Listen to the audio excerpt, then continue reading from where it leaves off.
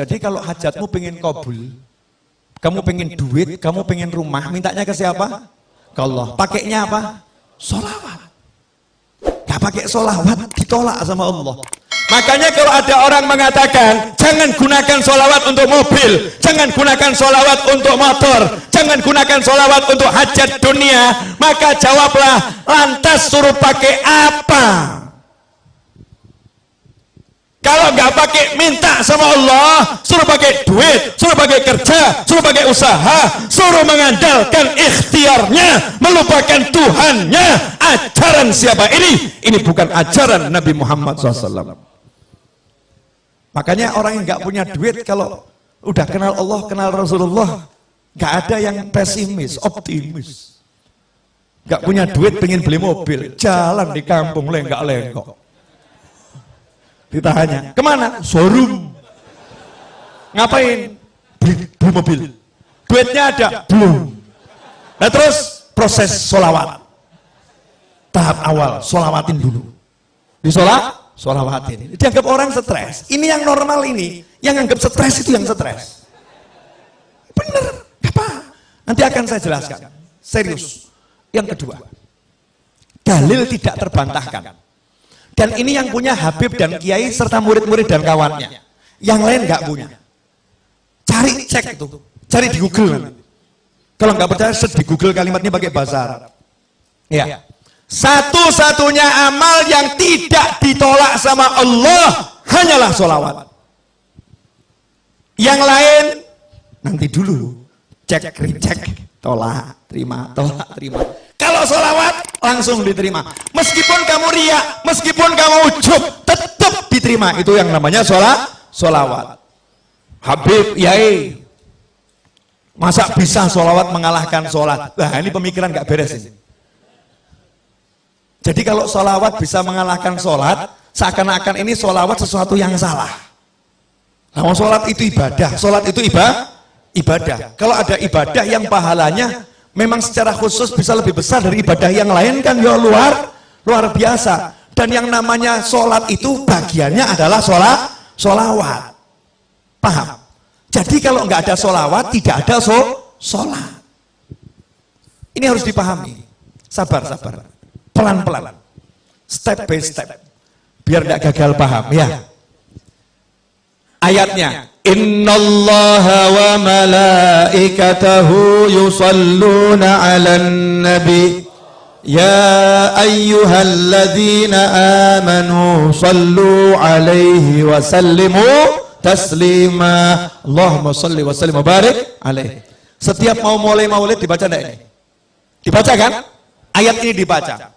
Coba diterjemahkan. Inna, sesungguhnya, innallaha, Allah bersolawat kepada Nabi, wa malaikatahu, dan malaikat-malaikat Allah bersolawat kepada Nabi. Hai orang-orang yang beriman. Siapa yang manggil? Allah. Allah manggil siapa? Alladzina amanu. Siapa yang beriman? Anda beriman, saya beriman, kita beriman. Kita dipanggil oleh Allah Subhanahu wa ta'ala. Ya ayyuhalladzina amanu sallu alaihi wa sallimu taslima. Allahumma salli wa sallim alaihi. Hei orang-orang beriman, kalian semua tanpa terkecuali sholawat dan salam kepada Nabi yang banyak dan yang baik. Betul? Ayat ini turun kepada sahabat. Sahabat orang yang paling paham bahasa Arab. Sahabat orang yang paling paham bahasa Arab. Makanya jangan belajar Al-Quran dari terjemahan. Gak pernah sampai nanti. Belajar Al-Quran dari ulama. Gak bisa dari terjemahan. Subhanallah. Nanya sama Nabi sahabat. Amma salam qad arafna. Kalau salam kami udah tahu ya Rasulullah caranya. Assalamualaikum. Tahu salam. Wa kaifa nusalli alaik. Tapi kalau salam kaifa. Mas sholah sama kaifa sholah itu beda. Kalau mas sholah, apa itu sholawat? Bentuknya apa? Bentuk. Bentuk. Tapi kalau kaifa itu bagaimana caranya bersolawat. Paham? Sahabat tidak pernah mempertanyakan bacaan sholawat. Yang ditanyakan sahabat caranya bersolawat. antara cara sama bacaan itu dua hal yang jauh berbeda. Sahabat nanya, kaifa nusalli alaik? Jawaban Nabi apa? Qulu, caranya kamu cukup mengucapkan Allahumma sholli ala sayyidina Muhammadin wa ala ali sayyidina Muhammad. Allahumma sholli wa sallim alaihi. Bukan bentuknya. Kalau bentuknya macam-macam. Ada sholawat Ibrahimiyah, ya. Ada sholawat yang untuk keluarga Rasulullah. Ada sholawatnya sahabat, ya. Ada sholawatnya tabi'in. Ada sholawat Nabi yang diajarkan ulama di dalam mimpi. Macam-macam. Ada sholawat yang dikarang oleh para ulama. Bentuknya bebas. Bentuknya bebas. Caranya ini yang benar. Apa caranya? Ucapkanlah Allahumma sholli. Ya Allah, tolong kamu bersolawat. Solawat itu artinya doa. Makanya ketika sahabat diperintahkan bersolawat dalam Al-Quran, sahabat bingung. Doakan Nabi, doakan Nabi. Ucapkan salam untuk Nabi, doakan Nabi. Maka sahabat nanya sama Nabi, cara doakan Nabi gimana? Karena Nabi udah dapat semuanya, gimana mendoakan? Maka sama Nabi diajarin, kamu bilang saja sama Allah, ya Allah, tolong kamu yang doakan Nabi. Allahumma sholli. Ya Allah, tolong kamu yang bersolawat sama Nabi. Ya Allah, tolong kamu yang bersolawat kepada keluarga Nabi Muhammad SAW. Dah, sekarang dicek dulu, cek pemahamannya udah nyampe belum? Yang merintah siapa? Yang dapat perintah siapa? Mukmin, betul. Allah merintah kita untuk ngapa? Solawat. Solawat kepada siapa? Kepada Nabi Muhammad SAW. Nabi ngajarin kita bagaimana? Minta saja sama Allah. Allahumma sholli. Ya Allah, tolong kamu solawat sama Nabi, betul? Ya Allah, tolong kamu solawat sama Nabi. Maka Allah jawab, innallaha wa malaikatahu yusholluna ala nabi. Allah dan malaikat udah terus-terusan selalu solawat sama Nabi. Kalian yang solawat sama Nabi. Kita jawab lagi, ya Allah, kamu saja yang solawat sama Nabi. Allahumma sholli ala sayyidina Muhammad. Ya Allah, tolong kamu saja yang solawat sama Nabi. Allahnya jawab, innallaha wa malaikatahu yusholluna ala nabi. Ya ayyuhalladzina amanu sallu alaihi wa sallimu taslima. Kita diajari Nabi, kembalikan ke Allah, kembalikan ke Allah. Ya Allah, tolong kamu saja yang salawat ke Nabi. Allahnya bilang, aku udah salawat sama Nabi dan terus salawat sama Nabi. Malaikatku salawat sama Nabi terus. Giliran kalian salawat sama Nabi. Kita jawab, Allahumma, ya Allah, tolong kamu yang salawat sama Nabi. Pertanyaan saya, sejak kapan kamu pernah bersolawat? Pernah enggak kita bersolawat? Gak pernah. Yang ada itu kita meminta agar Allah bersolawat kepada Nabi. Pertanyaan saya, nah kalau kita minta sama Allah untuk solawat, terus yang solawat siapa? Allah. Yang solawat Allah. Akankah Allah menolak Allah? Akankah Allah menolak Allah? Tentu tidak. Itu yang pertama. Yang kedua, kita minta kepada Allah untuk kita atau untuk Nabi? Allahumma sholli ala sayyidina Muhammad. Ya Allah, tolong kamu bersolawat pada Nabi Muhammad. Berarti kita minta kepada Allah untuk siapa? Untuk Nabi. Lah kalau ada orang minta buat Nabi, kira-kira sama Allah diterima atau ditolak? Dan mintanya kepada Allah, ya Allah, tolong kamu, saya minta kepada kamu sesuatu untuk Nabiku, untuk kekasihmu. Tolong ya Allah, kira-kira sama Allah dikasih atau nggak dikasih? Dikabulkan atau nggak dikabulkan? Kenapa? Untuk kekasih Allah semua diberikan oleh Allah. Makanya kamu riak, kamu ujub, kalau minta untuk Nabi Muhammad SAW pasti diterima oleh Allah Subhanahu Wa Taala. Jelas? Nah, bagian asiknya di sini. Akhirat, bab duit. Ini sebetulnya rahasia para wali. Nggak boleh di-share seharusnya. Cuman malam hari ini dan bulan ini bagusnya di-share. Karena di Indonesia lagi banyak orang pusing. Harus dikasih ilmunya biar nggak pusing semua. Biar pusingnya terarah. Pusingnya terarah. Begini loh. Masih ingat cerita Nabi Muhammad SAW ketika menceritakan dahulu di zaman Nabi-Nabi terdahulu ada 3 orang yang berteduh di dalam sebuah gua, kemudian ada batu yang jatuh dari atas menutup mulut gua. Ingat kisah itu? Kemudian mereka berusaha mendorong batu yang besar itu, mendorong batu yang besar, mendorong batu yang besar. Ternyata batunya tidak bergerak, betul? Jangan dilanjutkan dulu ceritanya. batu besar didorong, nggak bergerak. Seharusnya ini urusannya dorong atau traktor? Traktor, betul ya? Urusan batu ini kan urusan traktor, paham? Kamu mau beli mobil, duit nggak cukup, uang nggak cukup. Seharusnya urusannya apa nih? Ngutang ya? Minta tolong sama orang, ditambahin duitnya, betul? Tapi ngutang siapa yang mau ngasih? Nggak ada yang mau ngasih. Ini dorong nggak bisa, siapa yang mau nolong? Yang terkunci di dalam, nggak bisa. Maka minta tolong kepada Allah Subhanahu wa ta'ala. Nabi mengajarkan mereka 3 orang yang minta tolong ini masing-masing berkata, ya Allah, saya pernah punya amal yang begini. Kalau amal itu kamu terima, ya Allah, tolong geser batu ini, betul? Maka bergeser batu sedikit. Yang kedua ngomong yang sama, bergeser batu sedikit. Yang ketiga ngomong yang sama, bergeser batu sedikit. Akhirnya cukup untuk lewat 1 orang. 1 demi 1 keluar. Artinya batu yang menutup tergeser. Hajat terkabul. Karena ketiga-tiganya bertawassul dengan amal yang diterima oleh Allah Subhanahu wa ta'ala. Itu untuk nabi-nabi terdahulu. Untuk kamu, Rasulmu udah ajarin. Jangan yang nabi terdahulu. Nabi Muhammad SAW. Ada satu amalan yang tidak mungkin ditolak. Apa namanya tadi? Sholawat. Makanya pinternya Habib sama Kiai. Sengaja saya terus sebut Habib sama Kiai. Habib sama Kiai. Biar Indonesia paham ilmunya Habib dan ilmunya Kiai. Ilmunya Habib dan ilmunya guru. Mereka orang-orang yang luar biasa. Meskipun penampilannya biasa-biasa saja. Meskipun penampilannya mungkin baju takwa nggak jelas. Mungkin sandal aja warnanya beda. Ya, sandal warnanya beda, nyantai. Mungkin kalau dilihat orang ini orang nggak jelas, tapi ilmunya luar biasa. Rumahnya mungkin reot, reot. Coba perhatikan. Habib sama Kiai dari zaman dahulu kala ngajarin, kamu kalau punya hajat baca nariyah 4.444 kali. Selesai nariyah bilang, ya Allah berkat sholawat nariyah kabulkan hajat saya, betul? Kamu kalau punya hajat baca maulid simtuduror, barzanji, burda, dibak dan sejenisnya. Selesai maulid bilang berkat maulid ini ya Allah kabulkan hajat saya, betul? Kamu kalau punya hajat diajari Habib Kiai baca munjiah 1000 kali, sholawat A sekian kali, sholawat B sekian kali. Selesai bilang semua Allah, ya Allah berkat sholawat yang aku baca tadi kabulkan hajat saya, betul? Pertanyaan saya, ajaran Habib sama Kiai ini berasal dari mana? Dari ajaran langsung Nabi Muhammad Sallallahu Alaihi Wasallam.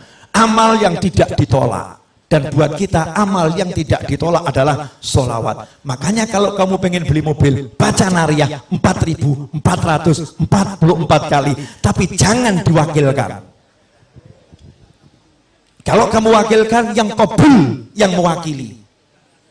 Karena judulnya ini mau tawasul dengan mujahadahmu, dengan usahamu. Gantinya dorong batu tadi loh. Usahanya duduk di kamar. Nanti kamu masuk kamar bilang sama istri, Dek saya mau beli rumah dulu ya, jangan diganggu 5 jam. Siapkan kopi, teh dan makanan. Kunci kamarnya jangan diganggu. Kholwat 5 jam. Nariyah, munjiah. Anaknya ditanya sama ibunya, nanya sama ibu, ibu ayah mana? Beli mobil. Di mana? Di kamar. Masya Allah. Keluar dari kamar ya, ayahnya ada tamu, terus anaknya cerita, ayah tadi beli mobil. Oh iya benar, di mana? Di kamar. Masya Allah. Tamunya nanya, iya betul, iya. Gimana caranya? Nariyah 4.444 kali. Hasilnya sebentar lagi saya harus keluar dulu. Hasilnya sebentar lagi saya harus keluar dulu. Baru dia keluar, jalan ke pasar, jalan cari obyekan, jalan dia bergerak. Nanti itu sholawatnya akan bekerja. Sholawatnya akan bekerja. Loh, kalau Nabi yang terdahulu saja umatnya di dalam gua nggak ngapa-ngapain, diem saja, gerak sendiri. Lah kamu udah pakai sholawat, masih pakai kerja, nggak kabul ya nggak mungkin. Mana imanmu? Mana yakinmu? Mana percayamu? Jangan percaya dengan fata morgana. Pekerjaan itu fata morgana, perencanaan itu fata morgana. Ajaran nabimu itu nyata, saudara-saudara. Allahumma shalli alaihi. Jelas. Masing-masing buat rencana kelihatannya. Mulai pulang mau sholawat. Mau sholawat. Mujahadah, baca sholawat. Ini kalau semua ngamalin sampai nanti sudah terwujud, komisi nggak nyampe Solo, awas. Namanya guru tuh harus dapat komisi, yang ngajarin kan ya. Perdagangan kan begitu kan ya. Yang ngajari kan dapat apa itu, hak cipta ya.